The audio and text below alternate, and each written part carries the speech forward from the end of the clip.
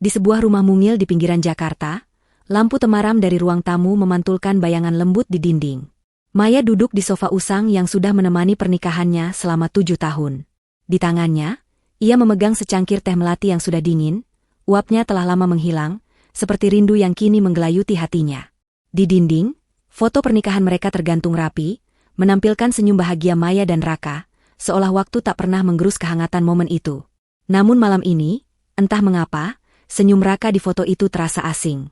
Maya, seorang wanita berusia 32 tahun dengan rambut panjang ikal dan mata coklat yang penuh cerita, menatap foto itu dengan perasaan campur aduk. Raka, suaminya, sudah 2 bulan berada di Surabaya untuk tugas dinas. Sebagai manajer proyek di sebuah perusahaan konstruksi, Raka sering bepergian, meninggalkan Maya dengan rutinitasnya sebagai guru seni di sebuah sekolah dasar. Mereka sudah terbiasa dengan jarak, tapi kali ini, kerinduan Maya terasa lebih berat. Mungkin karena Raka akhir-akhir ini jarang menghubunginya, atau mungkin karena nada suaranya di telepon terasa lebih dingin dari biasanya. "Aku kangen kamu, Ra," gumam Maya pelan, seolah-olah Raka bisa mendengarnya dari ratusan kilometer jauhnya. Ia menghela napas panjang, mencoba mengusir keraguan kecil yang mulai mengintip di sudut hatinya. Mungkin dia cuma sibuk, pikirnya, mencoba meyakinkan diri sendiri. Raka memang selalu sibuk, tapi dulu, ia selalu punya waktu untuk mengirim pesan manis atau menelepon di sela-sela rapatnya. Kini, pesan-pesan itu semakin jarang, dan panggilan sering berakhir dengan nada tergesa-gesa. "Besok aku ada presentasi, Mei. Kita ngobrol nanti, ya?" Begitu katanya, berkali-kali. Malam itu, saat bulan purnama mengintip dari balik jendela, Maya tiba-tiba tersentak oleh sebuah ide. "Kenapa aku nggak ke Surabaya aja?" batinnya, matanya berbinar. Ia membayangkan wajah Raka yang terkejut sekaligus bahagia saat melihatnya tiba-tiba muncul di depan pintu penginapannya. Ia bisa membayangkan pelukan hangat Raka, ciuman di kening, dan tawa mereka yang akan mengisi malam. Iya, ini pasti bakal jadi kejutan terbaik. Maya tersenyum lebar, jantungan hatinya mulai berdetak kencang karena antusiasme. Tanpa membuang waktu, Maya bangkit dari sofa dan berlari ke kamar tidur. Ia menarik koper kecil dari bawah tempat tidur. Debu tipis di permukaannya menunjukkan betapa lama koper itu tak disentuh. Dengan penuh semangat, ia mulai mengemasi pakaian, gaun merah kesukaan Raka, sepatu flat yang nyaman untuk berjalan-jalan, dan sebuah kotak kecil berisi gelang perak yang ia beli minggu lalu sebagai hadiah untuk Raka. "Dia pasti suka ini," gumam Maya sambil memandang gelang itu dengan penuh kasih. Gelang itu sederhana, tapi di dalamnya terukir inisial mereka berdua, M.R. Saat ia melipat pakaian, pikirannya melayang ke masa-masa awal pernikahan mereka. Raka dulu adalah pria yang penuh perhatian, selalu membawakan bunga mawar setiap Jumat malam, mengajaknya makan malam di warung sederhana, dan menertawakan lelucon konyol Maya meski kadang tak lucu. Mereka adalah pasangan yang harmonis, setidaknya begitulah yang Maya rasakan. Namun, dalam setahun terakhir, sesuatu terasa berbeda. Raka jadi lebih sering diam, sering menatap ponselnya dengan ekspresi yang sulit dibaca, dan kadang menghilang berjam-jam tanpa kabar. Maya selalu mencoba memahami, pasti karena pekerjaan, katanya pada diri sendiri. Tapi malam ini, ia ingin mengembalikan keajaiban itu, membuktikan bahwa cinta mereka masih sama kuatnya seperti dulu. Saat ia sedang mengemasi buku kecil untuk dibaca di perjalanan, ponsel Raka yang tertinggal di meja kamar menarik perhatiannya. Raka lupa membawanya saat berangkat ke Surabaya. Sesuatu yang aneh karena ia biasanya tak pernah lepas dari ponselnya. Maya mengambil ponsel itu, layarnya menyala sejenak, dan sebuah notifikasi pesan muncul. "Ra, kapan pulang? Kangen." Pesan itu dari nomor tak dikenal, tanpa nama. Jantung Maya berdegup kencang. Ia tahu seharusnya ia tidak membuka ponsel suaminya, tapi rasa penasaran mengalahkan logikanya. Ia mencoba membuka pesan itu, tapi ponsel terkunci. "Kode apa lagi yang dia pakai sekarang?" gumam Maya, kesal. Ia mencoba tanggal pernikahan mereka, tapi gagal. Akhirnya, ia menghela napas dan meletakkan ponsel itu kembali. Mungkin cuma teman kantor, pikirnya, mencoba menenangkan diri. Maya kembali fokus pada rencananya. Ia memesan tiket pesawat untuk keesokan paginya, memilih penerbangan pagi agar bisa tiba di Surabaya sebelum Raka pergi ke kantor. Ia juga mencatat alamat penginapan Raka yang pernah disebutkan dalam salah satu obrolan mereka. "Aku bakal bikin dia lupa semua stres kerjanya," katanya pada bayangannya di cermin, tersenyum penuh harap. Ia membayangkan Raka membukakan pintu, matanya melebar karena kaget, lalu memeluknya erat sambil berkata, "Mei, kamu beneran datang." Sebelum tidur, Maya menulis pesan singkat untuk sahabatnya. Nia, besok aku ke Surabaya, mau kasih kejutan buat Raka. Doain ya. Nia langsung membalas dengan emoji hati dan pesan, romantis banget. Mei, Raka pasti meleleh. Maya tersenyum membaca pesan itu, tapi di sudut hatinya, bayang-bayang pesan aneh di ponsel Raka masih mengganggu. Ia menggelengkan kepala, seolah ingin mengusir pikiran buruk itu. Enggak mungkin. Raka enggak begitu, gumamnya, mencoba meyakinkan diri sendiri. Malam itu, Maya tidur dengan hati penuh harap, tapi juga dengan secercah keraguan yang ia coba abaikan. Di mimpinya, ia melihat Raka tersenyum padanya. Seperti dulu, tapi ada bayangan samar di belakangnya, seorang wanita yang wajahnya tak jelas. Maya terbangun sebentar di tengah malam, jantungnya berdegup kencang. Cuma mimpi, katanya, lalu memejamkan mata lagi, berusaha fokus pada rencana kejutannya. Keesokan paginya, Maya berdiri di bandara dengan koper kecil di tangannya. Ia mengenakan gaun merah yang ia tahu Raka suka, rambutnya diikat rapi, dan senyumnya mencerminkan harapan. Saat pesawat lepas landas, ia menatap awan di luar jendela, membayangkan momen bahagia yang akan datang. Raka, tunggu aku, bisiknya dalam hati, tak tahu bahwa perjalanan ini akan mengubah segalanya. Langit di luar jendela pesawat berwarna jingga keemasan saat pesawat yang membawa Maya meluncur menuju Surabaya. Cahaya matahari pagi memantul di sayap pesawat, menciptakan kilau yang seolah mencerminkan harapan di hati Maya. Ia duduk di kursi dekat jendela, tangannya memegang erat tas kecil yang berisi gelang perak untuk Raka. Gaun merah yang ia kenakan masih terasa sempurna, meski sedikit kusut karena perjalanan panjang dari rumah ke bandara. Di telinganya, earphone memainkan lagu-lagu romantis yang mengingatkannya pada malam-malam saat ia dan Raka menari pelan di ruang tamu, hanya ditemani lampu temaram dan tawa mereka. Maya menatap awan yang berarak lembut di luar, pikirannya melayang ke rencana kejutannya. Ia membayangkan wajah Raka yang terkejut, matanya yang akan berbinar, dan senyum lebar yang selalu membuat jantung Maya berdegup lebih kencang.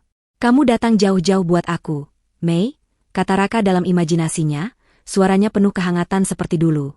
Maya tersenyum kecil, tapi senyum itu memudar sejenak saat ia teringat pesan aneh di ponsel Raka malam tadi. Ra, kapan pulang? Kangen. Kalimat itu terngiang kembali, seperti duri kecil yang menusuk hatinya. Ia menggelengkan kepala, mencoba mengusir pikiran buruk itu.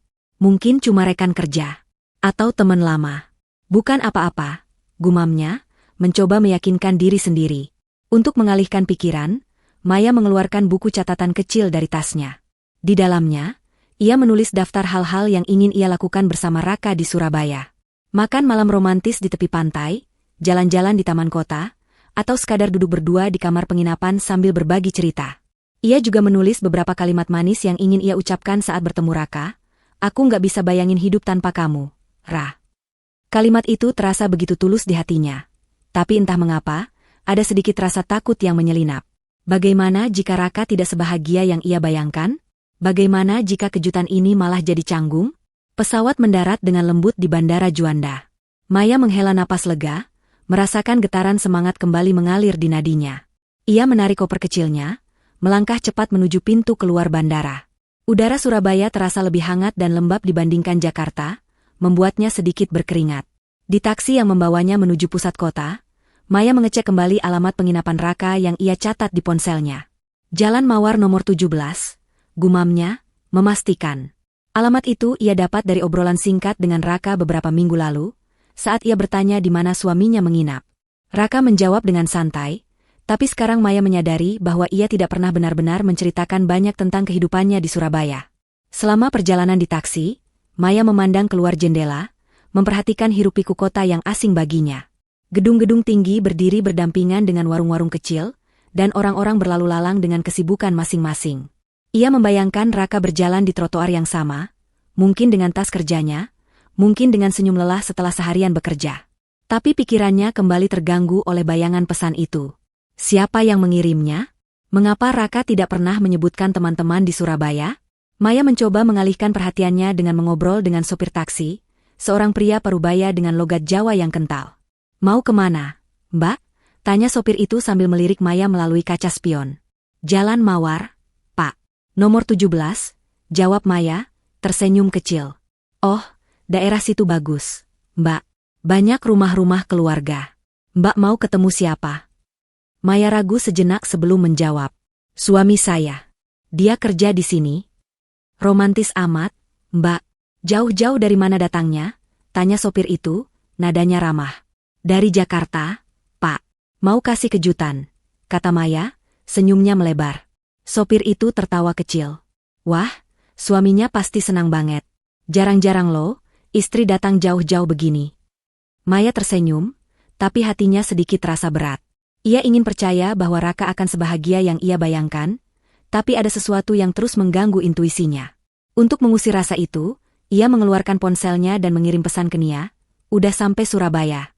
Doain kejutannya sukses, ya? Nia membalas cepat dengan emoji jempol dan hati, membuat Maya merasa sedikit lebih tenang. Taksi akhirnya berhenti di depan sebuah jalan kecil yang rimbun dengan pohon-pohon. Ini Jalan Mawar, Mbak. Nomor 17 di ujung sana, kata sopir sambil menunjuk ke arah sebuah rumah sederhana dengan pagar besi hitam.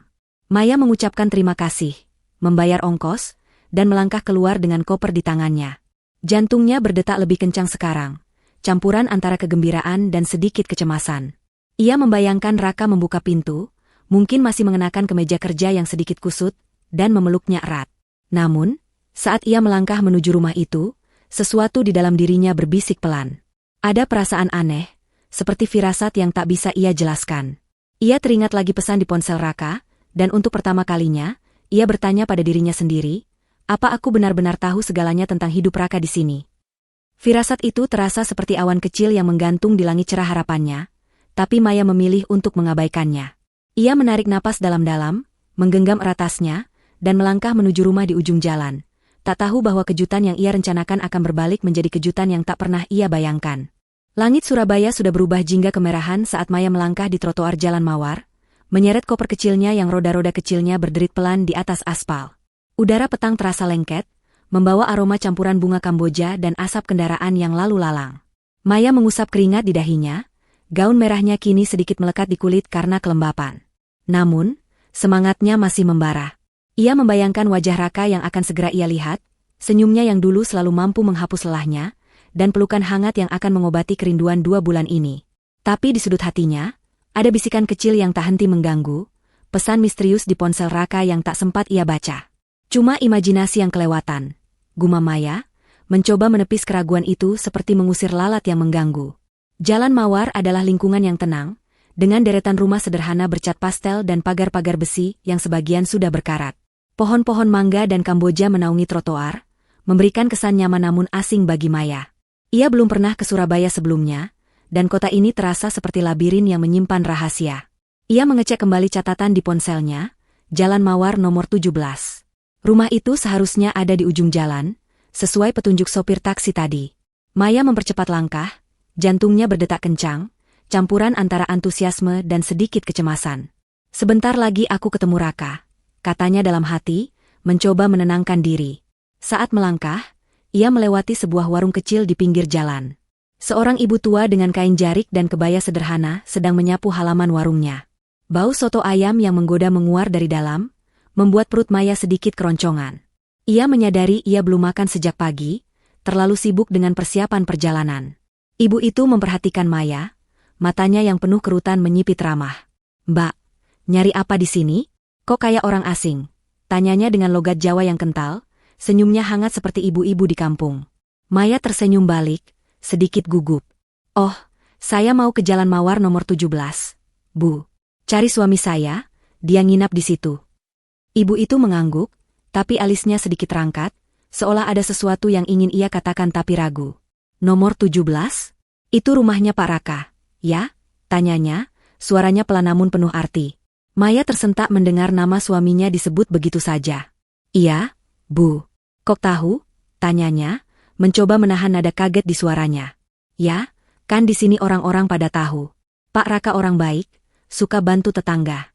Keluarganya juga sering kelihatan di sekitar sini, kata ibu itu sambil kembali menyapu, seolah ucapannya tadi bukan hal besar.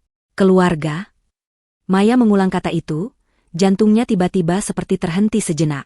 Maksud ibu, keluarga siapa? Tanyanya, suaranya sedikit bergetar. Ibu itu tampak bingung, lalu tertawa kecil. Loh, Mbak ini istrinya Pak Raka. Tuh, ya, keluarganya dialah. Mbak Lita sama anaknya, kan, tinggal di situ juga. Kata-kata itu seperti petir di siang bolong. Maya merasa dunia sejenak berputar. Mbak Lita? Anaknya? Pikirannya berlomba mencari makna dari ucapan ibu itu. Ia ingin bertanya lebih banyak, tapi mulutnya terasa kaku. Ia hanya bisa tersenyum kaku dan berkata, "Oh, gitu ya, Bu. Makasih infonya." Ia buru-buru melangkah pergi, tak ingin ibu itu melihat wajahnya yang mulai memucat.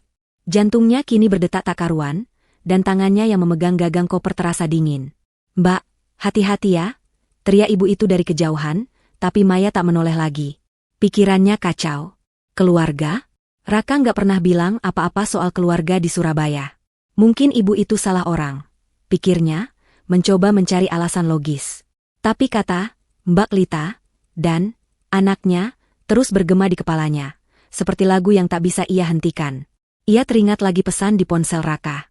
Apakah ada hubungan? Apakah ini cuma kebetulan? Saat sampai di depan rumah bernomor 17, Maya berhenti sejenak. Rumah itu sederhana, bercat putih dengan jendela-jendela besar yang ditutup gorden biru muda. Di halaman depan, ada sepeda anak kecil yang terparkir sembarangan, dan beberapa pot bunga yang tersusun rapi. Rumah itu terlihat hangat, seperti rumah keluarga kecil yang bahagia. Tapi bagi Maya, pemandangan itu justru membuat dadanya sesak. Ia membayangkan Raka di dalam, tapi sekarang, bayangan itu tercampur dengan gambaran samar tentang Mbak Lita dan seorang anak yang tak ia kenal. Maya menarik napas dalam-dalam, mencoba menenangkan diri. "Aku cuma perlu ketuk pintu, dan semua bakal jelas," katanya pada diri sendiri. Tapi kakinya terasa berat, seperti ditahan oleh sesuatu yang tak terlihat. Ia memandang pintu rumah itu, tangannya sudah terangkat untuk mengetuk, tapi kemudian ia mendengar suara tawa dari dalam. Tawa seorang anak, ceria dan polos, diikuti suara wanita yang lembut. Dan kemudian, suara yang begitu dikenalnya, suara Raka, yang terdengar hangat dan penuh kasih, seperti saat ia berbicara dengan Maya dulu. Jantung Maya seperti terhenti. Ia menurunkan tangannya, tiba-tiba merasa seperti orang asing di depan rumah itu. Ia mundur selangkah, bersembunyi di balik pohon besar di samping pagar. "Ini nggak masuk akal," gumamnya, matanya mulai berkaca-kaca. Ia ingin berlari masuk, menuntut penjelasan, tapi sesuatu dalam dirinya menahannya. Ia hanya berdiri di sana, mengintip dari balik pohon, menunggu apa yang akan terjadi selanjutnya, tak tahu bahwa apa yang akan ia lihat akan mengubah hidupnya selamanya. Cahaya senja di jalan mawar mulai memudar, digantikan oleh lampu-lampu jalan yang menyala redup, menciptakan bayangan panjang di trotoar. Maya berdiri membeku di balik pohon Kamboja yang rindang, tangannya masih menggenggam gagang koper dengan erat hingga buku-buku jarinya memutih. Jantungnya berdetak kencang, seperti drum yang dipukul tanpa henti, sementara suara tawa dari dalam rumah nomor 17 terus bergema di telinganya. Tawa anak kecil yang ceria, suara lembut seorang wanita, dan yang paling menyayat, suara Raka, suaminya, yang terdengar begitu hangat, begitu penuh kasih, seperti dulu saat ia berbicara dengannya di malam-malam penuh cinta mereka. Maya menarik napas dalam-dalam, mencoba menenangkan diri, tapi tubuhnya terasa gemetar. Gaun merah yang ia kenakan, yang tadinya membuatnya merasa percaya diri, kini terasa seperti kostum yang salah untuk adegan ini. Ia ingin melangkah ke depan, mengetuk pintu, dan menuntut penjelasan. Tapi kakinya seperti terpaku di tanah, dan pikirannya kacau, dipenuhi pertanyaan yang tak berani ia ucapkan. Siapa wanita itu? Anak siapa yang tertawa di dalam? Mengapa Raka terdengar begitu bahagia? Kata-kata ibu di warung tadi, Mbak Lita sama anaknya, kembali menghantamnya seperti gelombang dingin. Dengan hati-hati, Maya mengintip dari balik pohon, matanya terpaku pada jendela rumah yang gordennya sedikit terbuka. Cahaya kuning lembut dari dalam menerangi pemandangan yang membuat napasnya tersendat. Di ruang tamu yang sederhana, ia melihat Raka. Suaminya, dengan kemeja biru yang lengan bajunya digulung hingga siku, duduk di sofa sambil tertawa. Di sebelahnya, seorang wanita muda dengan rambut pendek dan senyum lembut sedang memotong apel, sambil sesekali menoleh ke arah anak kecil yang berlarian di sekitar mereka. Anak itu, seorang gadis kecil berusia sekitar 5 tahun dengan rambut dikuncir dua, memegang mainan pesawat kertas dan berlari mendekati Raka, memanggilnya dengan suara nyaring, "Papa, lihat ini. Terbang tinggi." "Papa." Maya mengulang kata itu dalam hati, suaranya hampir terdengar seperti jeritan di kepalanya. Dunia seolah berhenti berputar. Ia merasa seperti tersedot ke dalam mimpi buruk, di mana segala yang ia tahu tentang hidupnya tiba-tiba runtuh. Raka, suaminya, pria yang ia nikahi 7 tahun lalu, pria yang ia pikir hanya miliknya, dipanggil, "Papa," oleh seorang anak yang tak ia kenal. Dan wanita itu, Mbak Lita, mungkin, terlihat begitu nyaman, begitu alami, duduk di samping Raka, seperti bagian dari keluarga yang utuh. Maya menutup mulutnya dengan tangan, berusaha menahan isak yang hampir lolos. Matanya berkaca-kaca, tapi ia menolak menangis. Belum. Ia belum tahu apa-apa dengan pasti. Mungkin ada penjelasan. Mungkin ini hanya kesalahpahaman. Mungkin anak itu keponakan Raka, atau anak dari teman kantor. Tapi hati kecilnya berbisik, kamu tahu ini bukan kesalahpahaman. Pemandangan di depannya terlalu nyata, terlalu intim, seperti potret keluarga yang tak pernah ia bayangkan akan menyakitinya sedalam ini. Ia mundur lebih jauh ke balik pohon, takut tiba-tiba Raka atau wanita itu melihatnya. Koper kecilnya ia tarik perlahan, roda-roda kecilnya berderit pelan di trotoar, tapi suara itu tenggelam dalam detak jantungnya sendiri. Maya ingin berlari masuk, menuntut jawaban, meminta Raka menjelaskan apa yang sedang terjadi.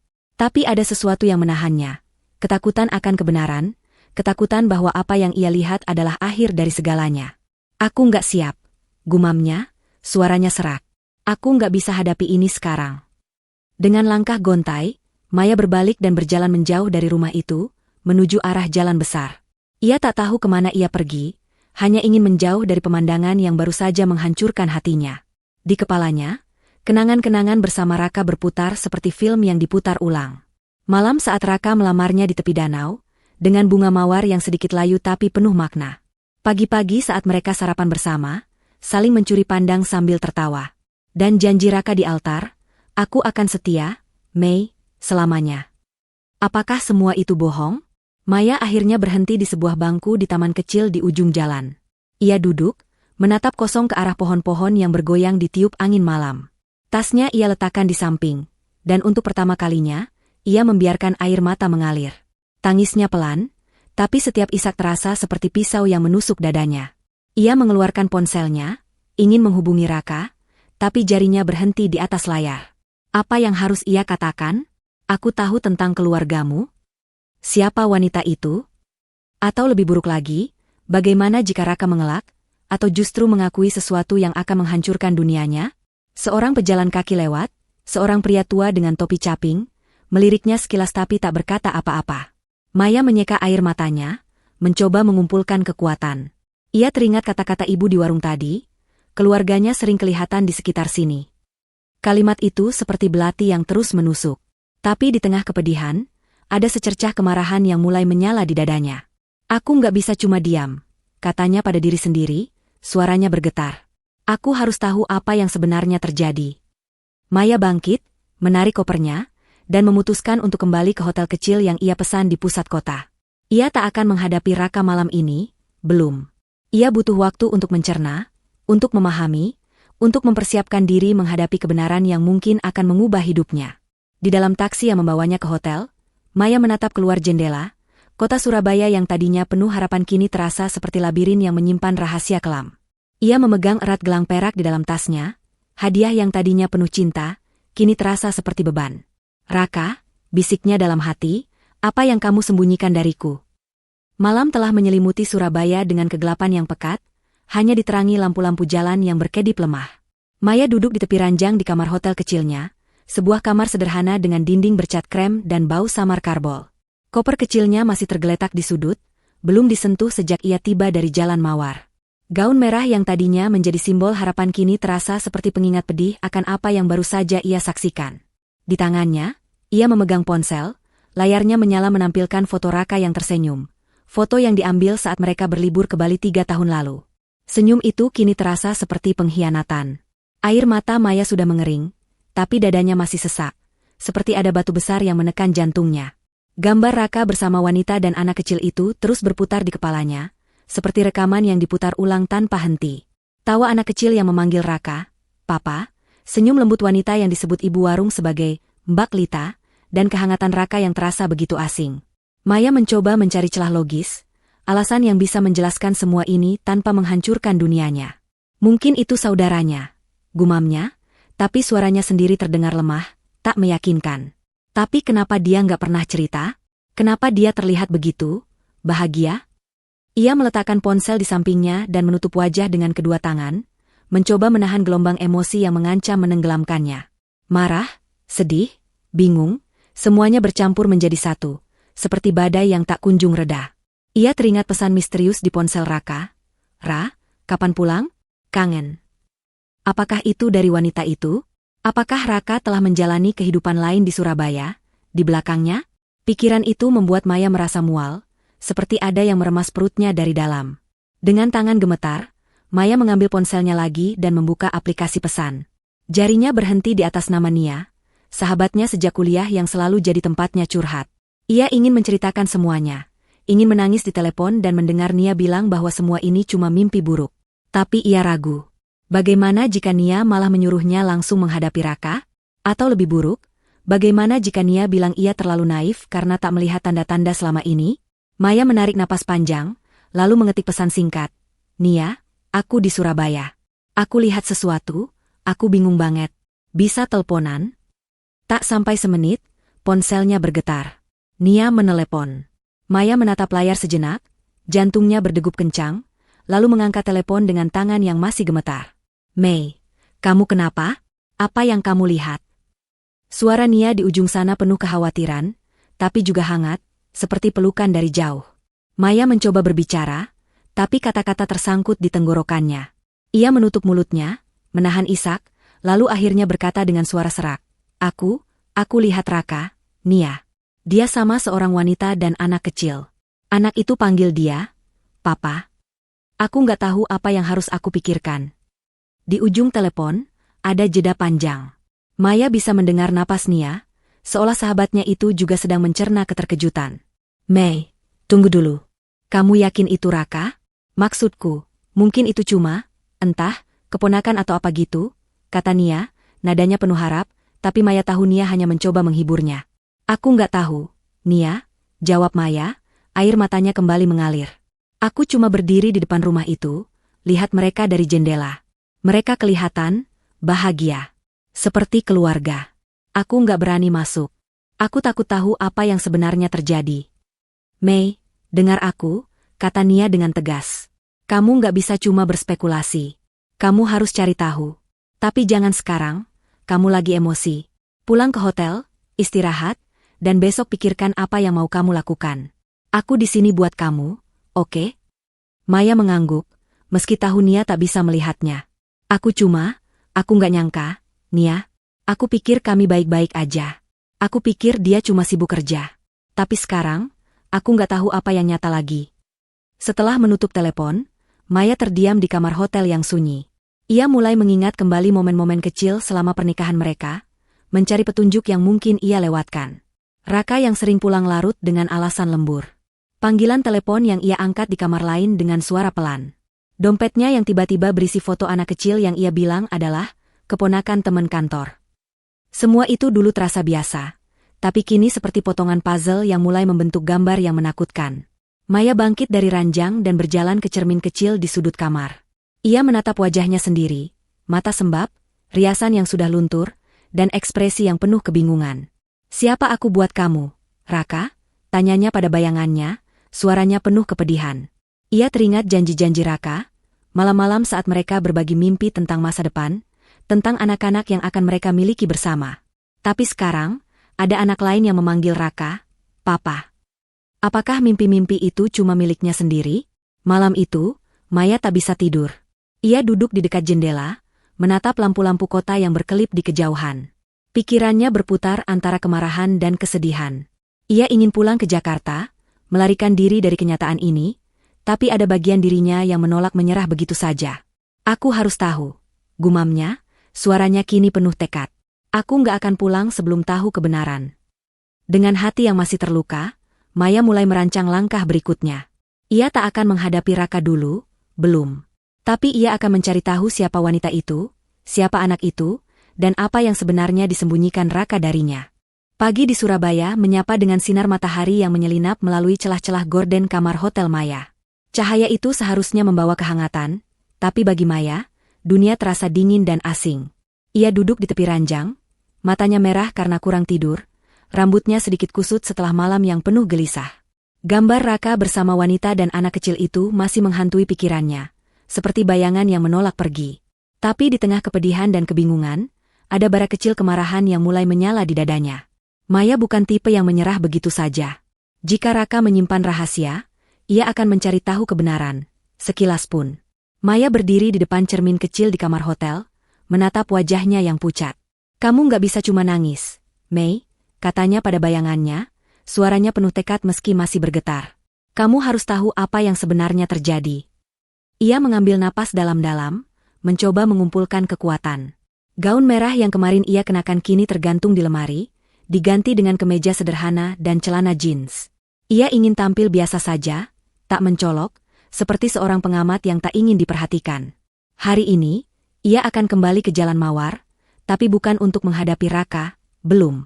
Ia ingin tahu lebih banyak tentang wanita yang disebut Mbak Lita, dan anak kecil yang memanggil Raka, Papa. Setelah sarapan seadanya di warung dekat hotel, Maya memesan taksi menuju Jalan Mawar. Di dalam taksi, ia memegang ponselnya, menelusuri kembali pesan-pesan lama dari Raka, mencari petunjuk yang mungkin ia lewatkan.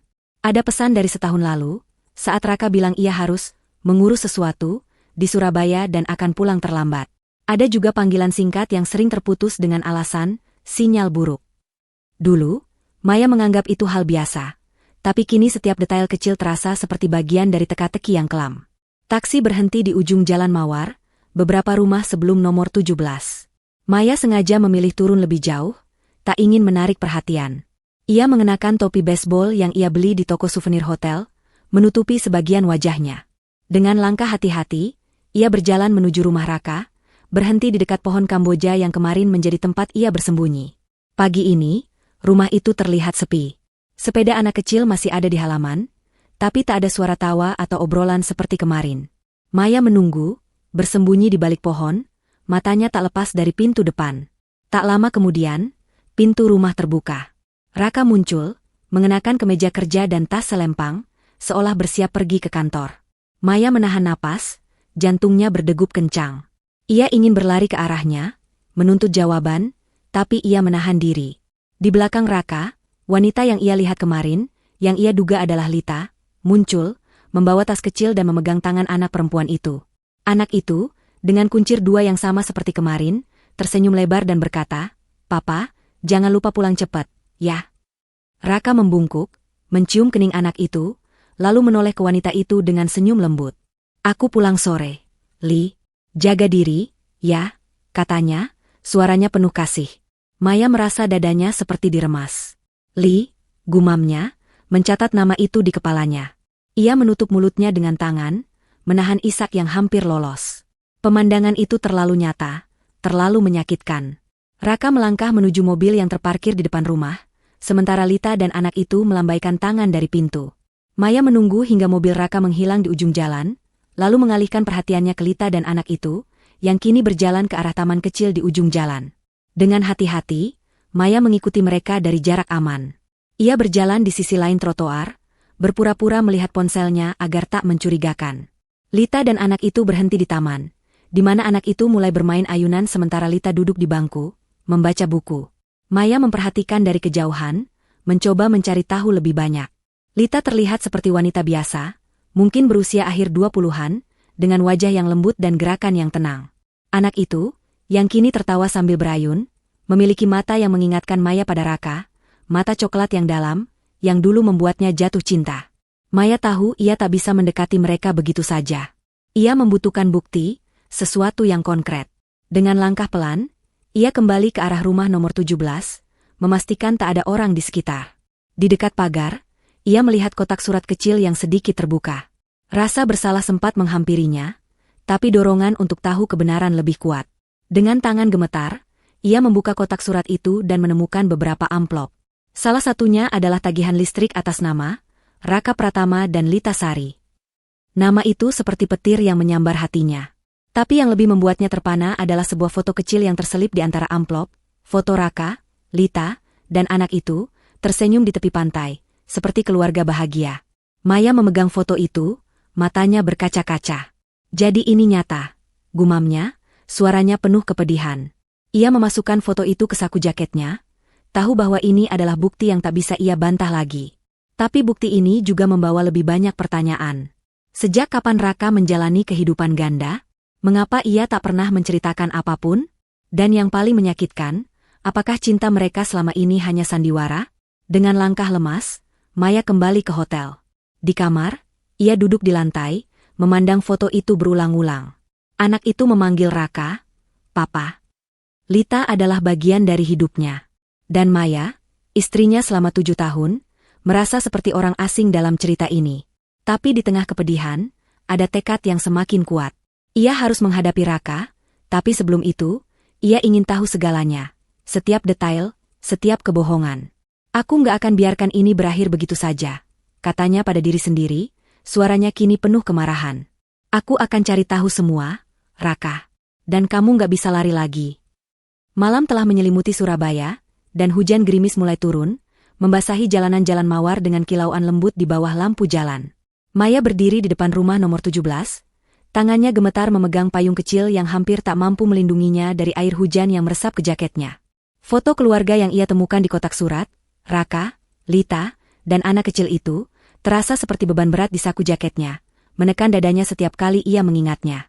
Malam ini, Maya tak bisa lagi bersembunyi di balik pohon atau menunda kebenaran. Ia harus menghadapi Raka, meski setiap langkah menuju pintu rumah itu terasa seperti berjalan menuju tepi jurang. Hari itu, setelah menemukan foto dan tagihan atas nama Raka dan Lita, Maya menghabiskan waktu di kamar hotel untuk mengumpulkan keberanian. Ia bolak-balik memandang foto itu, mencoba mencari alasan untuk membenarkan apa yang ia lihat, tapi setiap kali, hatinya hanya semakin terluka. Akhirnya, ia memutuskan untuk kembali ke Jalan Mawar malam ini, saat Raka kemungkinan sudah pulang dari kerja. Ia tak memberitahu Raka kedatangannya, tak ada pesan, tak ada panggilan. Ia ingin melihat reaksinya, ingin tahu apakah pria yang ia cintai selama 7 tahun itu akan berbohong di depan matanya. Maya menarik napas dalam-dalam, mencoba menenangkan jantungnya yang berdetak kencang. Hujan makin deras, tapi ia tak peduli. Ia melangkah ke pintu rumah, tangannya terangkat untuk mengetuk, tapi ragu sejenak. Di dalam, ia mendengar suara pelan, televisi yang menyala, mungkin, dan sesekali tawa kecil anak itu. Suara itu membuat dadanya sesak, tapi juga memicu kemarahan yang selama ini ia tahan. Dengan tangan gemetar, ia mengetuk pintu 3 kali, keras dan tegas. Pintu terbuka perlahan, dan wajah Raka muncul di baliknya. Ia mengenakan kaos sederhana dan celana pendek, rambutnya sedikit acak-acakan, seperti seseorang yang sedang bersantai di rumah. Matanya melebar saat melihat Maya, wajahnya berubah dari kaget menjadi panik dalam hitungan detik. Maya, katanya, suaranya serak, seolah tak percaya. "Kamu ngapain di sini?" Maya menatapnya, matanya penuh dengan campuran kemarahan dan kesedihan. "Aku mau ngasih kejutan, Ra," katanya, suaranya dingin tapi bergetar. "Tapi sepertinya aku yang dikasih kejutan." Sebelum Raka bisa menjawab, Lita muncul di belakangnya, mengenakan daster sederhana dan rambut yang diikat asal. "Raka, siapa?" Kalimatnya terhenti saat ia melihat Maya, yang berdiri basah kuyup di depan pintu.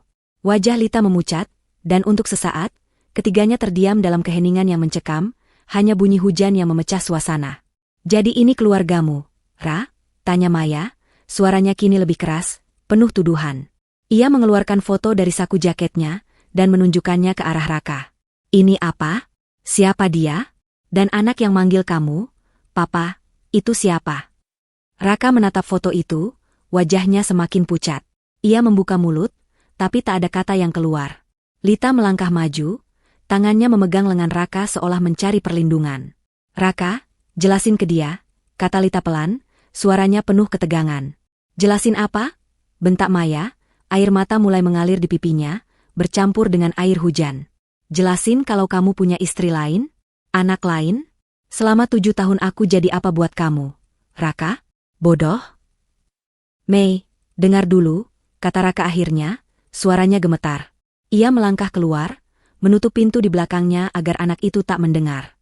Ini nggak seperti yang kamu pikirkan." "Oh, jadi apa?" Maya memotong, suaranya penuh kemarahan. "Aku lihat sendiri, Raka. Aku lihat kamu sama dia, sama anak itu.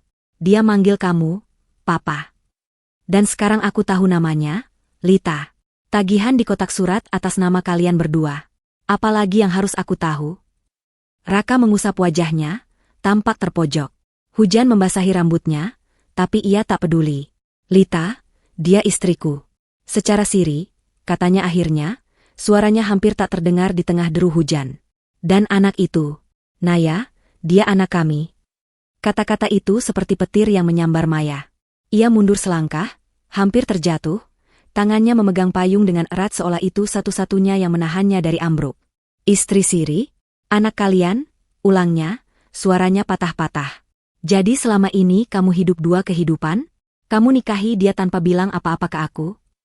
Aku nggak bermaksud nyakitin kamu, Mei, kata Raka, matanya memohon. Aku punya kewajiban. Lita butuh aku, dan aku nggak bisa ninggalin dia begitu saja. Kewajiban? Maya menjerit, tak peduli lagi jika tetangga mendengar. Kewajibanmu ke aku apa, Raka? Ke pernikahan kita? Ke janji kamu di depan Tuhan dan keluargaku? Aku istri sahmu. Tapi kamu pilih dia? Raka mencoba meraih tangan Maya, tapi ia menepisnya dengan kasar. Jangan sentuh aku, bentaknya, air mata bercampur hujan mengalir di wajahnya. Kamu bohongi aku selama ini. Kamu buat aku percaya kita bahagia, padahal kamu punya keluarga lain di sini. Mei, aku masih sayang sama kamu, kata Raka, suaranya penuh keputusasaan. Aku nggak tahu caranya bilang ke kamu. Aku takut kamu ninggalin aku. Maya tertawa pahit, suaranya penuh kepedihan. Ninggalin kamu? Aku yang seharusnya takut ditinggal, Raka. Aku yang datang jauh-jauh ke sini buat ngasih kejutan, buat ingetin kamu betapa aku sayang sama kamu. Tapi apa yang aku dapat? Pengkhianatan. Pertengkaran mereka terhenti sejenak saat pintu rumah terbuka lagi. Lita berdiri di ambang pintu, matanya berkaca-kaca. Mbak, maafkan aku, katanya pelan, suaranya gemetar. Aku nggak tahu kalau dia nggak ceritain apa-apa ke Mbak. Maya menatap Lita, kemarahannya bercampur dengan kebingungan. Ia ingin membenci wanita itu, tapi ada sesuatu dalam nada Lita yang membuatnya ragu. Apakah Lita juga korban dalam kebohongan Raka? Tapi Maya terlalu terluka untuk memikirkan itu sekarang. Ia menoleh ke Raka, matanya penuh kebencian. Aku nggak tahu siapa kamu lagi, Raka, katanya, suaranya dingin. Tapi aku janji, ini nggak akan selesai begitu saja. Dengan langkah gemetar, Maya berbalik dan berjalan menjauh, meninggalkan Raka yang berdiri di tengah hujan, wajahnya penuh penyesalan. Ia tak tahu kemana ia akan pergi, tapi satu hal yang pasti, ia tak akan membiarkan pengkhianatan ini menghancurkan dirinya tanpa perlawanan. Hujan masih mengguyur Surabaya, meski kini hanya gerimis tipis yang membasahi jalanan. Maya berjalan gontai menjauh dari rumah nomor 17.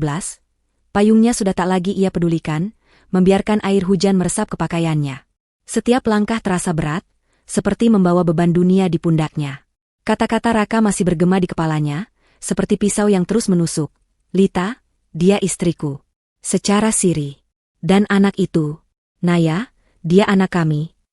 Pengakuan itu telah menghancurkan semua yang Maya pikir ia tahu tentang pernikahannya, tentang Raka, tentang cinta yang ia yakini selama 7 tahun. Di kamar hotelnya, Maya duduk di lantai, punggungnya bersandar pada dinding yang dingin. Foto keluarga yang ia temukan di kotak surat tergeletak di sampingnya, wajah Raka, Lita, dan anak kecil itu menatapnya seolah mengejek. Air mata sudah tak lagi mengalir, ia terlalu lelah untuk menangis. Yang tersisa hanyalah kekosongan, bercampur dengan kemarahan yang masih membara, tapi kini bercampur dengan kebingungan. Bagaimana ini bisa terjadi? Bagaimana Raka, pria yang ia cintai, bisa menyimpan rahasia sebesar ini? Dan Lita, wanita yang tadi meminta maaf dengan suara gemetar, apakah ia tahu tentang Maya selama ini? Pagi berikutnya, Maya terbangun dengan kepala yang berdenyut. Cahaya matahari menyelinap melalui gorden, tapi tak mampu menghangatkan hatinya. Ia tahu ia tak bisa terus bersembunyi di hotel, menghindari kenyataan. Ada sesuatu dalam nada Lita tadi malam, sesuatu yang membuat Maya merasa bahwa wanita itu mungkin juga korban dalam kebohongan Raka. Dengan tekad yang masih rapuh, Maya memutuskan untuk bertemu Lita secara langsung. Ia ingin mendengar cerita dari sisi wanita itu, ingin tahu apakah Lita benar-benar sengaja menjadi bagian dari pengkhianatan ini, atau apakah ia juga ditipu seperti dirinya. Setelah mencuci muka dan mengenakan pakaian sederhana, Maya kembali ke Jalan Mawar. Ia tiba di rumah nomor 17 sekitar pukul 10 pagi, saat Raka kemungkinan besar sudah pergi ke kantor. Dengan jantung berdegup kencang, ia mengetuk pintu. Detik-detik menunggu terasa seperti abadi, hingga akhirnya pintu terbuka, dan Lita berdiri di ambang pintu. Wanita itu tampak lelah, matanya sembab seolah habis menangis. Di belakangnya, Anak kecil, Naya, sedang bermain dengan boneka di ruang tamu, tak menyadari kehadiran Maya. Mbak, Mbak Maya, ya? Kata Lita pelan, suaranya penuh ketegangan. Masuk, silakan. Maya ragu sejenak, tapi akhirnya melangkah masuk. Ruang tamu itu sederhana, dengan sofa usang dan meja kecil yang dipenuhi mainan anak. Bau kopi masih menguar di udara, menciptakan suasana yang anehnya terasa hangat, tapi bagi Maya, setiap sudut ruangan ini adalah pengingat pengkhianatan Raka. Ia duduk di sofa, tangannya mencengkeram tas kecilnya, sementara Lita duduk di seberangnya, menunduk seolah tak berani menatap mata Maya. Aku mau tahu semuanya, kata Maya, suaranya dingin tapi tegas. Aku nggak mau dengar kebohongan lagi. Ceritain apa yang sebenarnya terjadi antara kamu dan Raka. Lita menghela napas panjang, tangannya memainkan ujung daster yang ia kenakan. Mbak, aku minta maaf, katanya, suaranya gemetar. Aku nggak tahu kalau Raka nggak ceritain apa-apa ke Mbak. Aku kira Mbak tahu tentang aku, tentang Naya. Tahu apa? Bentak Maya, suaranya meninggi sebelum ia bisa menahannya. Naya menoleh dari sudut ruangan, matanya penuh kebingungan, dan Maya langsung menyesali ledakan emosinya. Ia menarik napas, mencoba menenangkan diri. Ceritain dari awal, Lita. Aku berhak tahu. Lita menunduk, air mata mulai mengalir di pipinya. Aku ketemu Raka 3 tahun lalu, waktu dia mulai kerja di Surabaya. Aku cuma staf biasa di kantornya. Dia bilang dia sudah pisah dengan istrinya, dengan Mbak. Dia bilang pernikahannya nggak bahagia, dan dia mau mulai hidup baru. Aku percaya. Aku bodoh, Mbak. Aku jatuh cinta sama dia. Maya merasa dadanya seperti diremas. Jadi dia bilang kami sudah pisah, ulangnya, suaranya penuh kepedihan. Kami nggak pernah pisah, Lita. Aku istrinya. Sah. 7 tahun kami bersama, dan dia nggak pernah bilang apa-apa tentang kamu. Lita mengangguk pelan, air matanya jatuh ke pangkuannya. Aku tahu sekarang, Mbak. Tapi dulu aku nggak tahu. Setahun setelah kami dekat, aku hamil. Raka bilang dia akan bertanggung jawab. Kami nikah siri, karena dia bilang dia nggak mau ribet dengan urusan hukum. Dia janji akan nyelesain semuanya dengan Mbak. Katanya dia akan minta cerai supaya bisa nikah resmi sama aku. Tapi, dia selalu bilang, nanti. Aku mulai curiga, tapi aku nggak punya keberanian buat nanya. Aku cuma ingin Naya punya ayah. Maya menatap Lita, kemarahannya bercampur dengan rasa iba yang tak ia duga.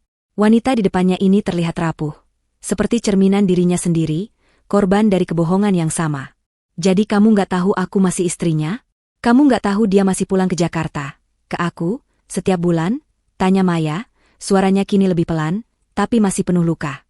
Lita menggeleng, air matanya semakin deras. Aku cuma tahu dia sering ke Jakarta buat kerja. Aku nggak pernah tanya detail, karena aku takut jawabannya. Aku cuma pengen percaya dia sayang sama aku dan Naya. Maya menunduk, mencoba mencerna semua itu. Ia ingin membenci Lita, ingin menyalahkan wanita ini atas kehancuran pernikahannya, tapi kata-kata Lita terdengar tulus. Raka telah menipu mereka berdua, memainkan peran suami yang setia di 2 kota berbeda. Maya teringat janji-janji Raka, momen-momen saat ia merasa dicintai, dan kini semua itu terasa seperti ilusi. Pernikahan itu apa buat kamu, Lita? Tanyanya tiba-tiba, suaranya penuh kepedihan. Buat aku, itu janji seumur hidup. Tapi buat Raka, sepertinya cuma permainan. Lita tak menjawab, hanya menangis pelan. Naya berlari mendekat, memeluk kaki ibunya, dan Maya merasa hatinya semakin hancur. Anak itu tak tahu apa-apa, tapi kehadirannya adalah pengingat akan pengkhianatan Raka. Maya bangkit, merasa tak sanggup lagi berada di ruangan itu. Aku nggak tahu apa yang akan aku lakukan sekarang, katanya, suaranya serak. Tapi terima kasih, Lita, karena jujur. Setidaknya aku tahu kebenaran. Saat melangkah keluar dari rumah itu, Maya merasa seperti kehilangan bagian dari dirinya sendiri. Ia tak lagi yakin apa itu cinta, apa itu pernikahan, atau bahkan siapa dirinya sendiri. Tapi di tengah kepedihan, ada secercah kejelasan, ia harus membuat keputusan, untuk dirinya sendiri, untuk masa depannya. Hujan sudah berhenti, tapi badai di hatinya masih berkecamuk. Langit Surabaya sore itu berwarna kelabu, awan tebal bergulung seolah mencerminkan gejolak di hati Maya. Ia duduk di tepi ranjang di kamar hotelnya, jendela terbuka lebar membiarkan angin sepau-sepau masuk, membawa aroma tanah basah setelah hujan. Di tangannya, ia memegang cincin kawin yang selama 7 tahun tak pernah lepas dari jarinya. Cincin perak sederhana itu, dengan ukiran kecil berupa inisial, MR, kini terasa seperti benda asing, penuh kenangan yang kini tercemar pengkhianatan. Pertemuan dengan Lita tadi pagi masih membekas, kata-kata wanita itu bergema di kepalanya. Dia bilang dia akan nyelesain semuanya dengan Mbak, katanya dia akan minta cerai. Maya menutup mata, mencoba menahan air mata yang kembali mengintip, tapi hatinya terlalu lelah untuk menangis lagi. 2 hari telah berlalu sejak konfrontasi dengan Raka di depan rumah nomor 17. 2 hari penuh dengan pergulatan batin, antara kemarahan yang membakar dan kesedihan yang menyesakan. Maya tahu ia harus membuat keputusan, tetap mempertahankan pernikahan yang telah ternoda, atau melepaskan Raka dan semua mimpi yang pernah ia bangun bersamanya. Tapi keputusan itu terasa seperti memilih antara 2 pisau. Satu menusuk hatinya, yang lain merobek masa depannya. Ia merasa tersesat, seperti kapal tanpa kompas di tengah badai. Maya bangkit dan berjalan ke cermin kecil di sudut kamar. Wajahnya pucat, matanya sembab, tapi di balik kelelahan itu, ada kilau tekad yang mulai muncul. Aku nggak bisa terus begini, gumamnya, suaranya pelan tapi tegas. Ia teringat perkataan Nia di telepon semalam, setelah ia menceritakan semua yang terjadi dengan Lita. Mei, kamu lebih kuat dari ini. Jangan biarkan Raka nentuin nilai dirimu. Kamu layak dapat yang lebih baik. Kata-kata itu sederhana, tapi seperti pelita kecil di tengah kegelapan, memberinya kekuatan untuk mulai berpikir jernih. Untuk pertama kalinya sejak tiba di Surabaya, Maya membuka buku catatan kecilnya, tempat ia dulu menulis mimpi-mimpinya bersama Raka. Daftar itu kini terasa seperti lelucon pahit. Makan malam romantis di pantai, jalan-jalan di taman kota, membangun keluarga bersama. Ia menelusuri setiap kata dengan jari, lalu menutup buku itu dengan keras. Itu bukan masa depanku lagi, katanya pada diri sendiri, suaranya penuh tekad. Tapi di saat yang sama, kenangan-kenangan manis bersama Raka terus menyelinap. Malam saat mereka menari di ruang tamu, pagi saat Raka membuatkan kopi dengan cangkir yang sedikit retak, dan janji-janji manis yang kini terasa seperti dusta.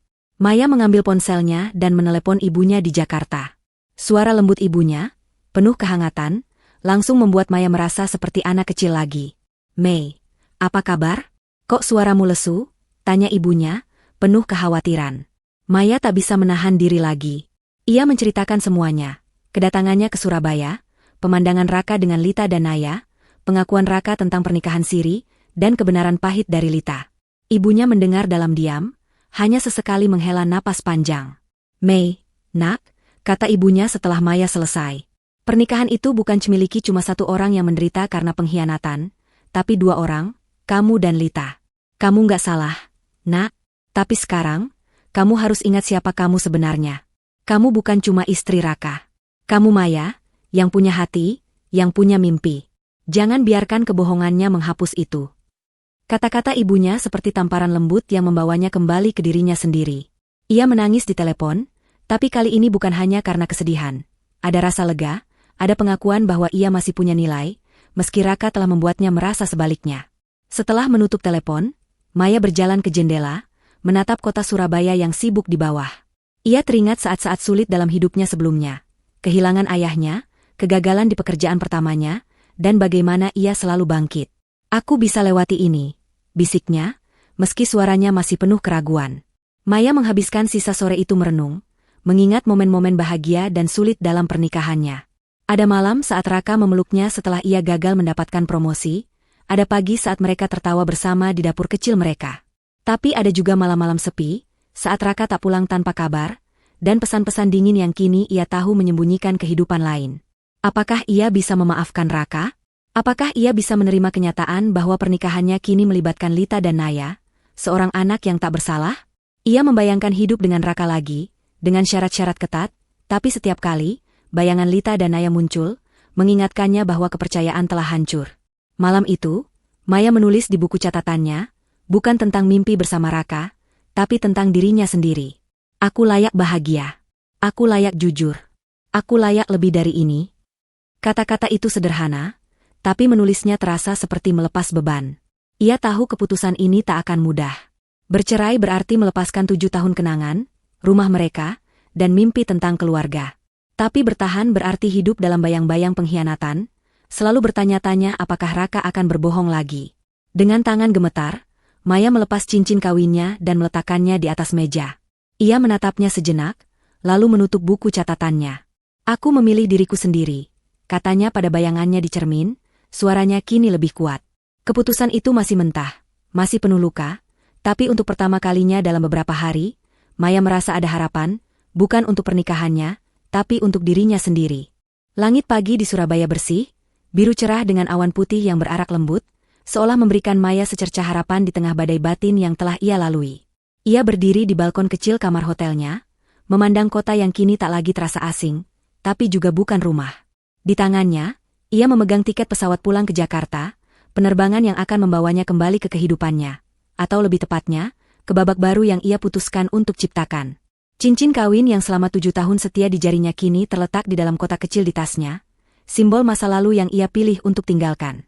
Malam sebelumnya, setelah menulis tekadnya untuk memilih dirinya sendiri, Maya menghubungi pengacara keluarga di Jakarta. Dengan suara yang masih bergetar, ia meminta saran tentang langkah hukum untuk perceraian. Kata, cerai, terasa asing di lidahnya, seperti kata dari bahasa lain yang tak pernah ia bayangkan akan ucapkan.